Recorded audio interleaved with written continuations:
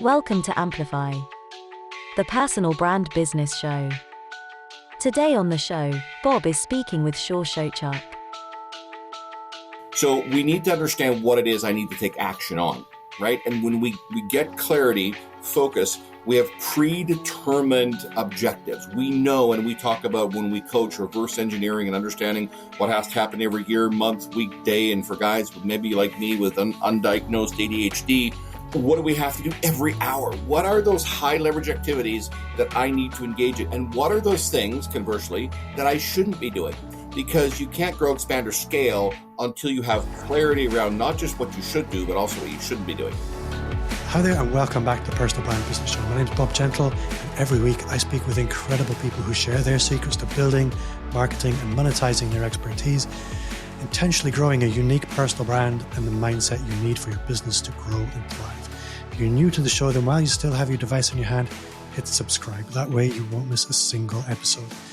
And if you are watching on YouTube, also take a moment to hit the subscribe button and give the show a like and a comment as well. So this week, we're talking about mindset, productivity, and systems for expert business owners. And as the saying goes, if you keep doing what you've always done, you will always get what you always got. So Shawn Shewchuck, we are talking about changing your results. So welcome to the show. Thank you. It's good to be here. So I think that always, if you keep doing what you've always done, you'll always get what you always got. That was a bit of I think that was a Zig Ziglar. And I think it was Albert Einstein probably said something very similar, which is the definition of insanity is keep doing the same thing and expecting different results. For me, and this is what I want to talk to you about today, Shawn, and for the listener, I'm going to ask Shawn to introduce himself in a minute, but this is going to set the tone for the interview today, I think. A lot of smart people can be very successful or moderately successful, but they seem to hit a point beyond which they can't go. And that never seems to be down to the tech or the tactics or the strategy. It's something else, something that it's really difficult to identify. And we're going to spend a bit of time on this today. But Shawn, for the listener who's meeting you for the first time, can you maybe just tell us a little bit about who you are, where you are, and the kind of work you do? I will do my very best. Yeah, so for, more years than I care to count, for well over 25 years, I've had the privilege to work with, I think we're over 12,000 clients and students now to help them grow, succeed. And if you're in business and if you want to be in business, it's about growth, expansion, and scaling. And, you alluded to a moment ago, sort of what that glass ceiling might be. And it really is this, in my opinion, and I've had the privilege to really, I guess, understand this over the years. The largest gap in our lives is always between what we know and what we do. And there are many, many examples of this. We all today do things that we know we shouldn't do, whether it's unhealthy or whatever that scenario is. And if we talk about entrepreneurship, we talk about business, the one single reason that most people today get into business is freedom. Freedom is defined in three ways: the ability to do what you want, when you want, and with whom. That encompasses everything. And once we start to understand that it's not reserved for any one individual, if you want it bad enough, you're going to do something. Now, desire is a motivator, but dissatisfaction typically is a much greater motivator than anything else. When you become sufficiently dissatisfied with where you are in life, your career, even relationships, you are going to make a decision, irrevocable, that you're going to make a shift and a change. And when you embrace that and you understand that, you see, change comes hard for most of us. And I found that the only ones that really embrace change are babies in wet diapers. So for those of us that aren't quite that young any longer, we need to make a decision. And this is irrevocable, and never go back on this, that we're going to do something different, dramatically different, something that's going to change outcomes. More of the same gives you more of the same. So we need to make that shift and change. Now, yes, it's hard, and yes, it's difficult. And I understand that, whether it's getting up at 5 o'clock in the morning for a routine, something that you want, that you need, something you know is going to make a difference, or whether it's doing those things that you dislike in your business. You see, most entrepreneurs today know what has to be done, but don't want to do it. And that's a human nature thing, okay? So if you happen to have I don't know, a truck or a van and you're a plumber, you will tend to push those things outside of your vision because they're not appealing to you. If you work at a desk, you're going to relegate those things you don't want to do outside of that scope of vision. Why? Because you want to do the things you enjoy. Now, there should be enjoyment. But in order for you to be truly successful at a level where you achieve the freedom we talked about a moment ago, you're going to have to do some of those things that may not be at the top of your list. Now, I encourage you to put them at the top of your list, because if you don't, it is a form of procrastination. And if you've ever heard a business owner, an entrepreneur, a leader, a leadership team talk about having to put out fires on a constant basis, the reason they find themselves in that position is because they didn't take the initiative initially to do those things that maybe weren't at the top of their list, right? And they were potentially at the bottom. And then what happens is 5 o'clock, 6 o'clock, 7 o'clock in the evening comes along for those of us that own and run a business or have a team. And we look at the clock and we look at our obligations. We have family, our spouse, our kids, whatever it is. And we go, I got to go spend time with them. I got to go home now. And those things that we should have dealt with at the beginning of the day have still been pushed to the side. And then all of a sudden the next morning we wake up and this thing is giving us, it's blowing up because we've got emails, we've got text messages, and we've got some kind of whatever messaging system we use, that there's fires. And so we now spend the first 3 or 4 hours of that day and the following day and the one after that putting out these fires. Had we dealt with something that we should have way back when on Monday morning at 8 o'clock in the morning, we wouldn't have fires for the rest of the week. And this becomes a hamster wheel. This becomes something that we end up running and running and running on and never actually seeing the outcome that we need, want, desire, and ultimately deserve. And the reason that we got into business in the first place. I'm going to say I identify with that on a small scale, listener. Don't worry. I think what you're describing there is the universal state of entrepreneurs, if I'm honest. And I think that can hold people back at the very beginning of their journey where they maybe aren't even earning. But that trap can equally prevent us from moving past, say, 100 grand a year, 200 grand a year, $1 million a year. At some point, this becomes a concrete mindset. It feels like this is just life for you. And what I'm really interested to get into is how can we make that liquid or flexible again? How can we move beyond what we think is, okay, this is just my life now, to releasing into almost an identity shift? Because what you described there, over time, that becomes, this is just who I am. This is my state of being. I can't escape it. How can people escape that? Can they escape it? You know what? It comes down to this. One, I want you to think about it in this. If you look at any truly successful person today, they have someone they work with or have worked with. And I'll give you an example. I've had a coach for 28 years. My first coach, and some of you will know Bob Proctor. Unfortunately, we lost him last year. He was my first coach. He wrote the foreword to my first book, and he didn't accept excuses. So have someone there's a big difference between a mentor and a coach, somebody who's going to hold your feet to the fire. But to answer your question, we need to revisit, okay? We need to revisit what it is that's important to us. If you have 3 things, clarity around destination or goal, and yes, we've heard for generations you need to have a goal, but there's the right goal, and then there's one we set because it's easy. If you already know how to do something, it's not a goal. If you made $100,000 or $200,000 last year, you already know how to do it. It's not a goal.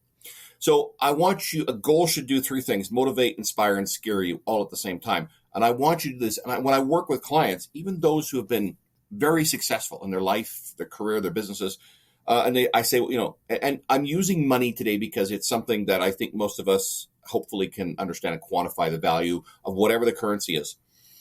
And if they say, well, I want 100,000 or 200,000 or $1 million or 5 or 10 million, whatever that is, I'll always challenge them.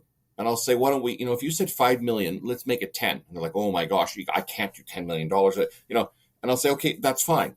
And if you have a team, a company, a division, whatever you lead, push that. And here's why. And I've watched this, and this is interesting on teams and companies, because they set a goal. And if that team hits the goal, let's say it's for calendar year, they hit it in October, November and December ends up being a relaxation period. They go to sleep, okay? If you said, my goal is $10 million, January 1st through December 31st, and you did, I don't know, 7 million, 7.5 million. Are you really going to complain? And the answer is no. Okay. So what I really want to get at is here, if you don't push yourself, there's no growth. If you don't force yourself to get out of that easy chair and kick through the terror barrier. The terror barrier, by the way, is not real. It's a mirage. Just because it looks like it's impenetrable, it looks like you can't go over, through, or around, it doesn't mean it's real. It's if you want to really understand this, it's a mirage. And it does not exist. You can push right through it. And on the other side of it is freedom. So in order for you to get out of that, you use the term concrete mindset. You have to make, and it comes back to, listen, your life's predicated on two things. One of them are the decisions you make. So every decision is going to have an outcome. Okay. If you make the decision to say, yeah, you know what? I've stagnated for some period of time. And by the way, you don't stay there forever. You either are growing or you go in the other direction. And I don't want to know what's, at the other end. So growth, make a decision that growth is important to you. Yes, it's challenging. Yes, it's difficult. Yes, you're going to encounter these things that you're going to question yourself and go, oh my goodness, did I actually sign up for this? Yes, because that's the difference maker. If you're going to grow, succeed, if you're going to expand and scale, whatever that is, your mindset, your business, your bank account, your relationships, you have to make a decision. And I'll throw one more thing, because I said your life's predicated on two things a minute ago. So one was decisions, and two are the relationships you establish, nurture, and build. Hi, it's Bob here. If you're listening to this show and thinking, this is way out of reach for me, I get it. But I want you to stop. Working with me one-to-one or in a group on your business is accessible and affordable, no matter what stage your business is at. Just open your email, draft a message to bob@amplifyme.agency, or search for @BobGentle on any social media platform. Direct message me, tell me your story, and I'll do my very best to help make sure that the next chapter is the best yet.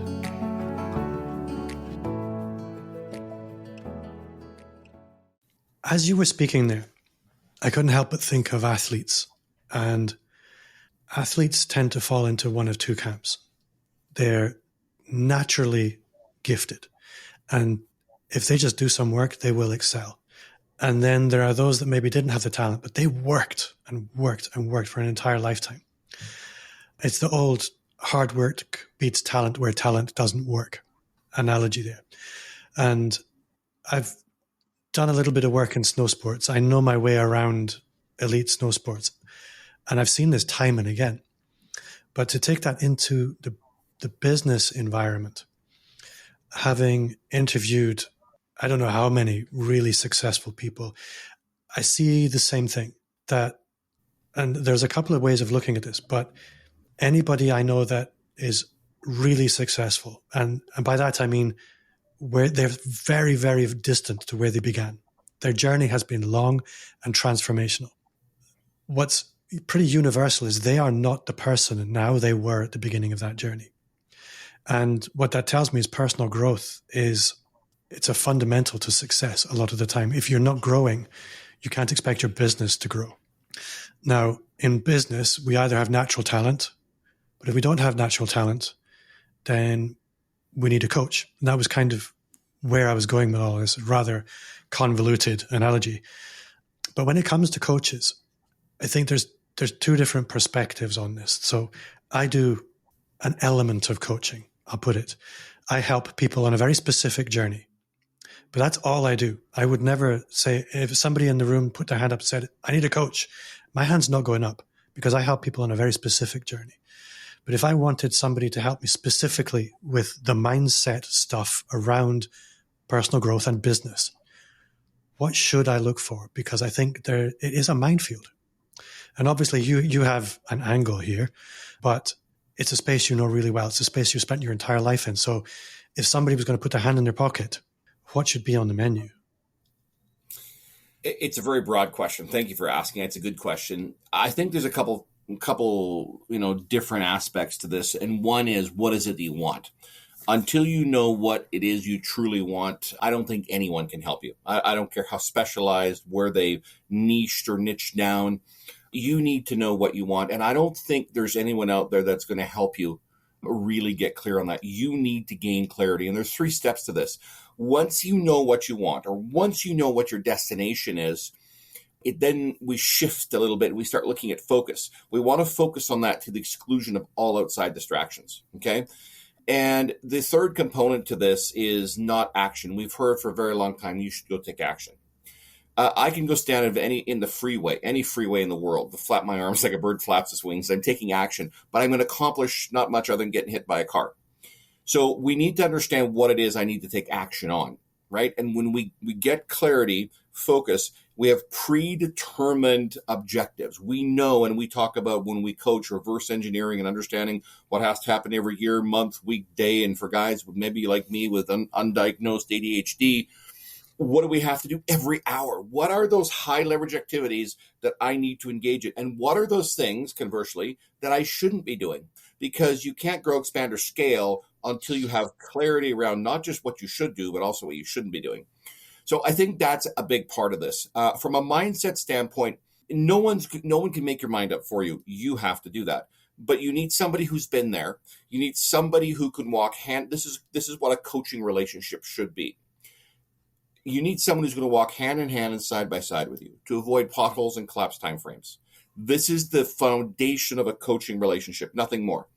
That individual needs to have walked this path before, needs to have skill that will take you, when you walk hand in hand and side by side with him or her, to a place that you want to be. I get asked a question a lot, do people ever outgrow their coaches? And the answer is yes. Okay.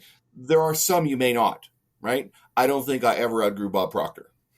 And I knew him for, 2.5 decades. Okay.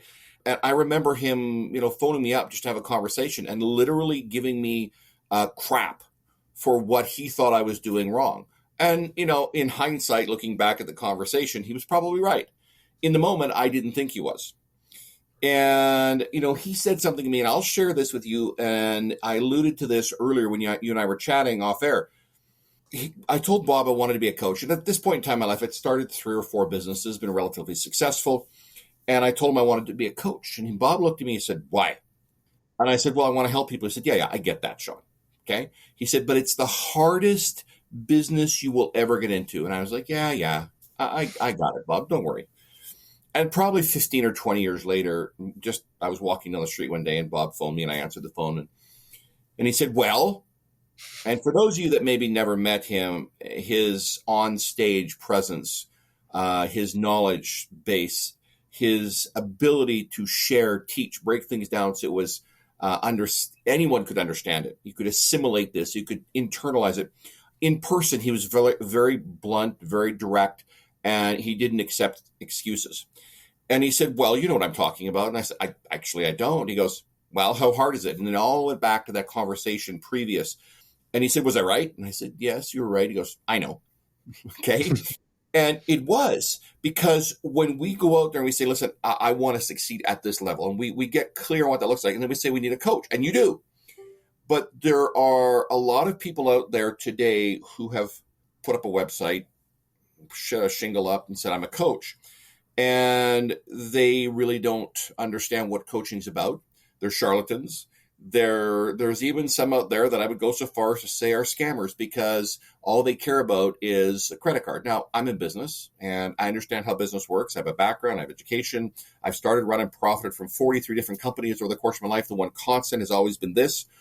But keep something in mind. If you and I are working together and I'm your coach, you have to see results, right? If you're not seeing and experiencing results, we have a problem. Now, some people it takes longer. I have people that, they see results within 30 days, 90 days, 180 days. And then I have people that it takes 2 and 3 years. And we're all different. And there is not really a right or wrong. What there is how we, each one of us, takes that information that we're gifted with and starts to implement. Now, I want to share something with you. That clock on the wall, the watch you're wearing never stops. So you can't manage time. You get all there is. But you can manage the activities in the time that you've been blessed with. So those activities need to be high leverage. We call them high leverage activities, HLAs. They need to be high leverage, because if you're going to succeed and you're going to collapse timeframes as you go down this road, you have to do it in a different way. You have to do something dramatically different. And this applies to how you think, how you act, how you talk, who you hang out with, and what you decide that outcome is going to be. Can you just describe what you mean by collapsed timeframes? Yeah, when we start to focus on those high leverage activities, okay, and the things that are going to actually move the needle, you will accomplish more in less time. And people go to me, really, Shawn? Yes. Because when we understand what those things, I'll give you an example. I started working with a couple who had built a business, started in their basement in a bedroom, built it up. They were doing, I don't know, $35 million a year. And we'd had a few meetings and decided they wanted to work with me.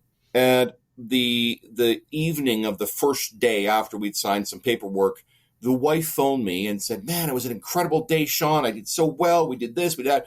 And I said, perfect. These are all incredible things. What did you do today that moved the needle? And the phone went silent. She said, it's not like that here. I said, okay. I said, so, well, it's, 5:30 or 6 o'clock in the evening. What are you doing now? She said, well, someone's got to clean the bathrooms and someone's got to empty the waste paper baskets and, this, et cetera, et cetera. I said, all right. Now, my question then is, should she have been doing those tasks? And the answer is no, because they're not high leverage. Her only focus and investment of time should be in those things that are high leverage. That's going to move the needle. That's going to change the direction, and it's going to collapse timeframes. If she's spending 3 hours a day cleaning the kitchen in the office and emptying the waste paper baskets, it's not moving the needle on their company. And so, incidentally, in this case, it took 2 years of working with them before she made the decision, and a smart decision, to remove herself from the company. The company in a down economy grew 127% the following year. Why? Because there wasn't anyone pulling back on the reins to stop the company. Okay? And everybody was poised for growth except her, right? And when we do things, prime example, same people. The first payday that I was involved with their company, I walked in 3 days before a payday. And she had printed out 17 Excel spreadsheets on the boardroom table and taped them together.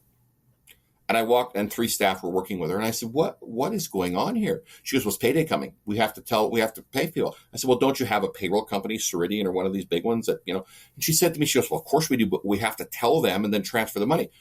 I said, well, what are the spreadsheets for? Well, it's to figure it out. She said, we're out by $3. I said, interesting. I said, so, but we've got 3 staff and yourself working here. She goes, oh, don't worry about the staff. They're on payroll. They don't cost us anything. Okay. So, if it had been me, yeah, we need to find a $3. But for now, we've got 4 people investing time and money into finding $3. Okay. Let's understand what our priorities are. How do we collapse? I'd write the $3 off. Okay. Before I invested, I don't know, say, 1,000, 2,000, 5,000 into trying to find it. And when we start to understand what those high leverage activities are, we start taking things off our plate because we become laser focused. And this is the clarity, focus, execution thing. When we become laser focused on those things that move us forward in the direction of our goal or objective. So that all makes perfect sense. I think something I would like to ask you about, this is something I come across fairly regularly. And I'm not sure these people necessarily reach you, because I think the people who reach you are, and I might be misunderstanding things, motivated. But I meet people all the time where I can see there's such tremendous potential, but their own lack of vision or imagination or ability to even fantasize almost traps them. And what you were describing at the beginning of, you need to know what you want. There needs to be a destination. A lot of people's destinations, when I first meet them, are so tame. There's like they want to maybe make an extra 10% income, something like that. How do you help trigger this ambition? Do you? I understand what you're saying, and I agree with you. The destination doesn't need to, when I say you need to know where you're going, you need to have an idea of what you want. It doesn't necessarily mean it has to be that great, big, hairy, audacious goal, as he talks about in the book, Good to Great. But I think we have to get there. And so part of when I sit down with people, whether it's an individual, an entrepreneur, a team, leadership team, executive team, is is what is it? Most people today, and this is an interesting thing, don't know. They blindly go through most of the exercises throughout the course of the day and go home. So even if you had it, use your, coin your phrase or word, the tame goal, as long as they have something, we can take and expand on that. And to create that is to paint a picture, right?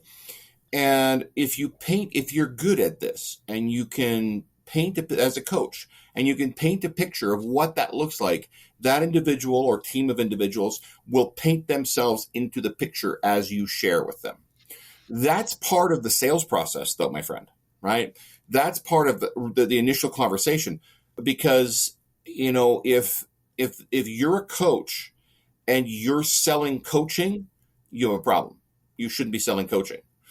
And so, part of this conversation is understanding where they're at, meeting them where they're at, and then helping them to gain some clarity around what is possible and what it looks like when they do achieve it. So I think we should pivot maybe a little bit into talking about coaches and the business of coaching.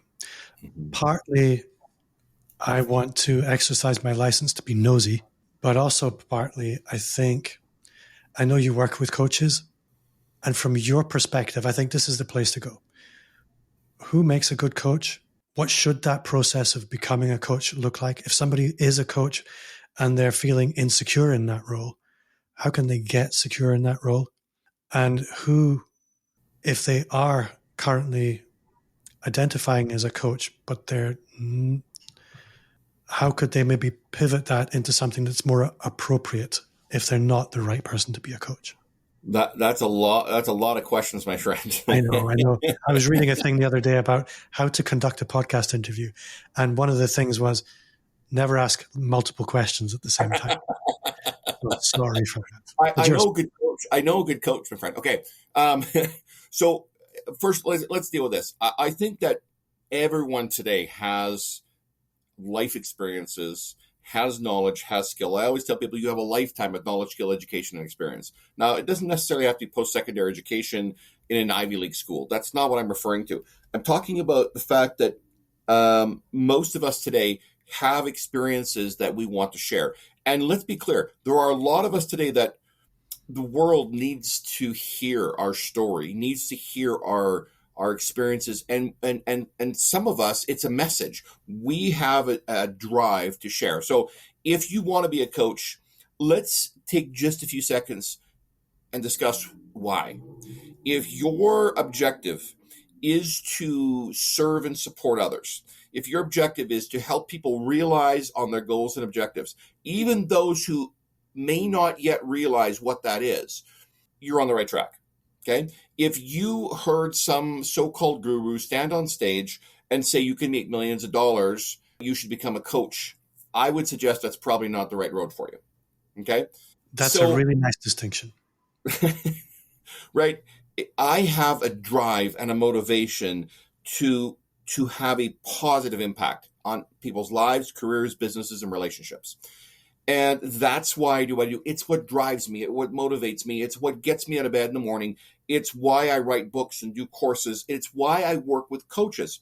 I get asked this question a lot, and I'll share this with you. People ask me, Shawn, why do you do what you do? And to some people, this may seem corny. Bob Proctor many, many years ago said something to me. He said, Shawn, none of us are getting out of this alive. And he's right. And I've also been told that when it's my turn to check out, my life will flash before my eyes. Now, if that's true, I want to make sure it's a movie worth watching. Okay. So this is why I do what I do. There's a million things I could do. I've got a background in I've started 44 different companies. The one constant has always been this. So from a coaching standpoint, work with a coach who will support you in your goal and objective to create and craft. You may have knowledge and skill. How you present it is everything. How you impart that knowledge you have, that experience you have to others is everything. I've watched people do this. They take everything they have, they type it out, they put it in a 4-inch binder, and someone's interested, and they slap this binder on the desk in front of them and say, here's everything you need. And the person looks at it and goes, okay. And they're overwhelmed. You can't do it. That's not who we are. The other side of the coin is coaching is not something that happens overnight. You can't go somewhere, and I say this with all the sincerity in the world. You cannot go to a hotel ballroom and have somebody tell you that you can spend 16 hours and you can build a business around coaching, helping people. Now, it may be a start. It may be the first step in building a foundation towards this. But unfortunately, there are people out there today who will say, come spend, a Saturday and a Sunday with me in this ballroom at this hotel, pay me a couple $1,000s, and you're magically going to be a certified coach and make millions of dollars. Good luck. And I don't mean that to sound harsh or mean or disrespectful. That's not going to happen. Working with people, helping them in ways. Let's be clear. Coaching is about the future. Counseling is about the past. So this is about the future. But you can't move into the future sometimes because there are things that happened in your past. And I'll share a story with you that I think a lot of folks that are listening to this conversation may resonate. If you have had something happen in your past that was traumatic, if you have never dealt with it, you still carry this boat anchor with you. I had an amazing woman. She was with the military for 25 or 30 years, and she was still young when she retired. She decided she wanted to be a real estate agent, but she could never get to where she was first or second place, one or two on the real estate board in her community. And she slaved, and she gave 110% and couldn't get there. And she was referred to me and worked together, and she flew in, and we were doing her first VIP day, and she spent all day with me here in our training center. And we went for lunch, and over lunch, she was sharing casual conversation. She shared a story about when she was in junior high or middle school and what a teacher had said to her and how he had berated her, called her stupid, told her she'd never be successful, she couldn't pass simple math, et cetera, et cetera. It's all horrible things. I'm not sure you'd get away with it today, but this is going back a number of decades. It's stuff I recognize. Certainly. And a lot of people do. And she had carried this and internalized this for 40 or 45 years, maybe more. And we went back to my office, and I asked, her husband had flown out with her because they were going to do a trip together, and I'm about an hour from the Canadian Rockies, so they wanted to go and experience that while they were here in the country. And I asked him if he would step out and, go grab a coffee, and he obliged. And her and I sat for the next hour and a half, and she left that boat anchor in that boardroom that day. And the following month, it took 60 days, she was number one on her real estate board. And she has consistently, this is 10 years ago now, she's consistently been number one, number two every month since then. I didn't do anything. I want to be clear. I don't want to take credit for this. All I heard was that, and she wasn't aware of it, that she was suffering from something that had happened decades prior. And all I did was ask questions. And she made the conscious decision that this wasn't serving her. And as a result of that decision, she was able to move forward her life. And still to this day, every Christmas, I get a Christmas card. And, like every New Year's, I get a phone call on New Year's Day wishing me. Why? Because there's gratitude, right? And so many of us have experienced this. When you work with, if you're a coach, if you want to be a coach, the trust that's placed in you is incredible. And if you value that and you value those strong, powerful, and high trust relationships, you'll continue to grow and expand, and you will achieve what it is you set out to, but you need to do it with somebody. I've had a coach for 20 years, sometimes more than one. What's really interesting listening to that is you'll be familiar with this whole idea of niching or niching, depending on your flavor. And I have a friend. He runs a marketing agency, and he just does digital marketing for mortgage brokers. This just would not light me up at all. Sorry about that. People are motivated. A mouthful of water. People are motivated by such different things. Mm-hmm. And for somebody like me to niche into mortgage brokers, it would kill me. My soul would die. People are either motivated by money, they're motivated by impact, or they're motivated by a love of a technical thing. There's probably more ways you can dress that up. But if you're approaching coaching from a purely financial gain perspective, if you're motivated by money and coming into coaching, from what you described there, you're going to find it really difficult because people are not going to connect with you. They can see that. You'll be successful for a short period of time. Short period. But when your true colors show through, you're done. Yeah. And I think this is why it's so important that personality fit is there, that it isn't just a job or a business, but it's the classical vocation. If it isn't a vocation, you should probably not be in it. It needs to be a passion, I think. Yeah. I get up every morning, and I'll share this very openly, and I go to sleep thinking about how I can help and situate. I get the privilege to work with incredible people from all over the world. And, they will come to me with challenges. And there are times where I lay down and to go to bed in the evening, and the thing going through my head in a lot of cases is what those solutions are. I'm a solutions guy. My wife will tell you this sometimes, it frustrates her to no end, but I'm always that solutions guy. It's who I am. It's how I'm wired. I'm sure I'll always be that way. And I'll wake up in the morning, it's still, okay, here's that solution for this particular individual, this team, this group, whatever it is. Coaching is one of those all-encompassing activities. The money's not a bad thing, but where you've heard this before, where passion and attention go, money flows. My focus is, I have a business, and yes, I need to make money. I have overhead, and I have staff, and I have marketing, and I have all these great things I pay for. But at the end of the day, it's about the people. And all of that is for naught if I don't have the privilege to be able to work, whether it's in person here in the office, whether it's, through online mediums like this.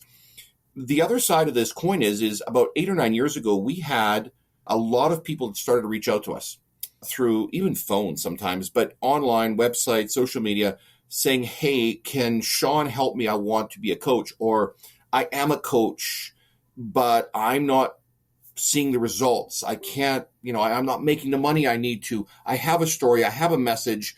I believe the world needs to hear, but I just don't know how to move the needle, as we talked about before. Mm. And initially I said, no, I don't want that. It's not our audience. It's not who we serve. And about a year later, my CEO came to me. She says, we need to have a talk again. And I was traveling and speaking and coaching and writing books and doing the things that I do and I enjoy. And I said, yes. We sat down and chatted. And so we started being very selective about the folks that came to us and saying, okay, there's lots of people that want to be a coach, but this is about, I think there's at some level, I don't want to sound off in saying this, but there's a calling.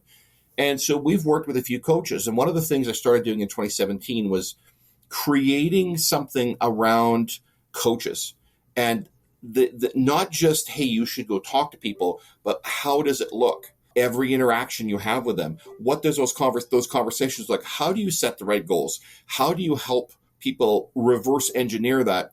How do you talked about motivation and seeing it differently. How do you help someone to see things in that way? And then working hand in hand and side by side them to help them to implement and execute. And in 2020, of course, we all know that the pandemic hit, and this project, while it wasn't at the top of the list, it was probably 80% complete, and I shelved it because we made a little shift in how we operated our company and our business. And about 18 or 20 months ago, I pulled it off the shelf and we finished it. And this is the big part of this. And you and I kind of briefly talked about this a few minutes ago, because we talked about why I do what I do. And it's not about me, but it's a ripple effect. If I'm able to positively impact you, your life, your business, your relationships, it becomes that ripple effect because you in turn do the same. There's so many places I could go, but I'm looking at the clock thinking I can't really take too much more of Shawn's time. But I think what I would love for you is that there will be coaches listening. A large section of my audience has coaching as an aspect of what they do. So if anybody's listening as a coach or an element of coaching, what are maybe 3 pieces of advice you would give them in order to improve their practice or their business? Mm-hmm. That's a really good question. And I'll start this way. First of all, selling coaching, if you're in the business of coaching, is completely different than selling anything else. Please know that. And if you're selling coaching, you're in trouble, because you're competing with millions of people around the world who've hung up a shingle or set up a website and set them a coach and sell coaching. So that's one. You want to set yourself apart. You want to differentiate yourself from them.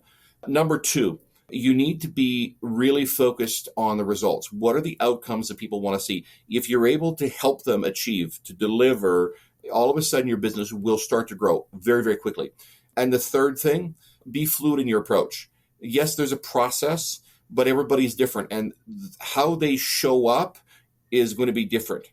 And if you're able to meet them where they are and then work from that point with them, it'll change their outcomes for the better, and yours for that matter. So Shawn, if somebody at home is listening thinking, I want more Shawn, how can they do that? How should people connect with you? Well, first, you might have to compete with my wife and kids, but you can go to changeyourresults.com. That's our main website. And you can, request a free, my first copy, my first book, Change Your Mind, Change Your Results, which was a bestseller way back in the day. I think we sold probably about 25,000 last year online as well. And then the other thing you can do, if you're a coach and if you want to have an impact, you want to achieve freedom, and you really want to dedicate your life to the service of others through coaching, go to lionfactorcoaching.com, Lion Factor Coaching, and send a message in. And I will personally respond to that message, and we'll set up a time where we hop on have a conversation and find out what your passion is. I think that's a really good offer. You may get a call from me. Shawn, this has been awesome. I've only asked a quarter of the questions that I had planned. I would love to have you back sometime soon. Honestly, I think I'm so glad that I agreed to have you on the show. I'm so pleased. I've learned so much, and I hope my listener has too. It's been an honor. Thank you for it. Before we go, can you maybe just tell me, what is one thing you do now that you wish you'd started 5 years ago? I'm actually going to go back further than 5 years, if that's okay with you. Okay. One of my coaches, going back to about 2008, told me to do something where I would see passive income. And he told me to create a course, and as a coach. And I was in the process of, I think my first book was almost finished. And he said, Shawn, create a course. He said, someone told me to do this 10 years ago, and I didn't do it till 2 or 3, et cetera, et cetera. And I said, yeah, and this is human nature. Maybe it's just me and stubborn or whatever it is. And I said, yeah, I got this. His name is Robert. And I said to Robert, I got this. And he said, Shawn, just do it. And I said, yeah, okay. I bugged him, don't be Nike and all this kind of thinking I was humorous. And so if you're a coach out there right now, you create a course. In the old days, this, takes me way back when I had a full head of hair. You create a course, you created CDs and DVDs and a workbook, and it came in a big plastic case or something to that effect. In today's world, we don't do that. Of course, it's all online. It's delivered through some kind of a medium like an LMS or whatever it is. But create a course. If you're out there and you want to have a greater impact, one, it up levels your credibility. And two, if you do actually market it, it creates a passive income source. And every month, the folks that you are able to share with, they pay you. That's a really good answer. It's something I'm working on at the moment. Shawn, thank you so much. And that does bring us to the end of another episode. Thank you to you at home for listening. And if you did enjoy the show, then I would gently encourage you to leave a 5-star review. That's 5, wherever you listen to podcasts. And if you did enjoy the show, then you will also love the Personal Brand Business Roadmap. It's 100% free as a gift from me. It's 50 pages of everything you will need to start, scale, or fix your expert business. Just click the link in the show notes or visit amplifyme.agency/roadmap. Thank you, Shawn, for your time. And for you listening at home, thank you very much, and see you next week.